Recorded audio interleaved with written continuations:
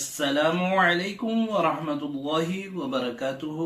الحمدللہ لئی حاضر ہوں ایک بار پھر میں آپ کے سامنے آپ ہی کے لیے۔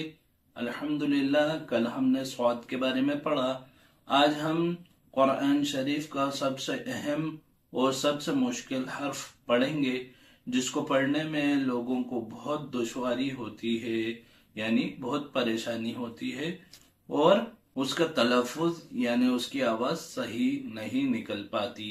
آج ہم پڑھیں گے غوت کے بارے میں۔ غوت کا مخرج ہے زبان کے سائیڈ، یعنی زبان کا یا سیدھا حصہ یا الٹا حصہ آپ اوپر کی داڑھوں پہ لگائیں، یا تو سیدھا حصہ لگائیں یا تو الٹا حصہ لگائیں، یا آپ دونوں لگا سکتے ہو تو دونوں لگائیں، جس سے غوت نکلے۔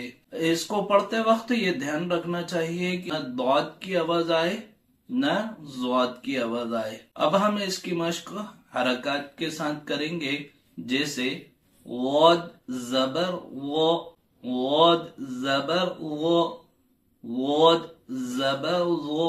اس کی مثالیں ضرب یعنی مارنا، ضعیف یعنی کمزور۔ اب ہم زیر کے ساتھ مشق کریں گے، جیسے غوت زیر زوئی، غوت زیر وئی، غوت زیر وئی، غوت زیر وئی۔ اس کی مثال ضد یعنی اپوزٹ یعنی الٹا، اور ضعف یعنی کمزور۔ اب ہم اس کی پیش کے ساتھ مشق کریں گے، جیسے غوت پیش وو، غوت پیش وو، غوت پیش وو۔ اس کی مثالیں ضیوف، ضیوف یعنی مہمان ہیں۔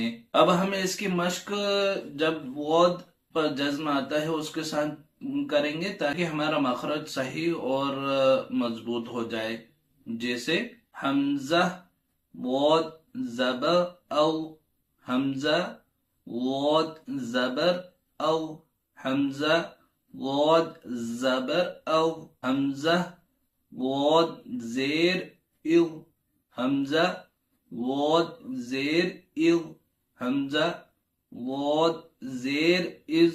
اب ہم اس کی پیش کے ساتھ مشق کریں گے، جیسے حمزہ غوت پیش اذ، حمزہ غوت پیش اذ، حمزہ غوت پیش اذ۔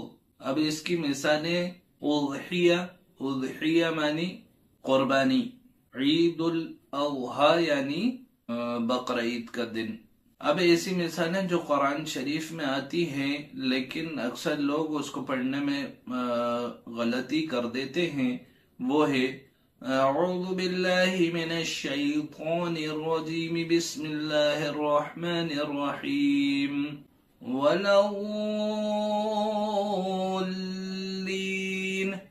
یہاں پہ لام بھی 2 مرتبہ آیا ہے، اور ضاد کو بھی تھوڑا کھینچ کر پڑھنا چاہیے اور غوت کی آواز نکالنا چاہیے، لیکن اکثر لوگ یہاں پہ ضالین پڑھتے ہیں یا تو ضالین پڑھتے ہیں۔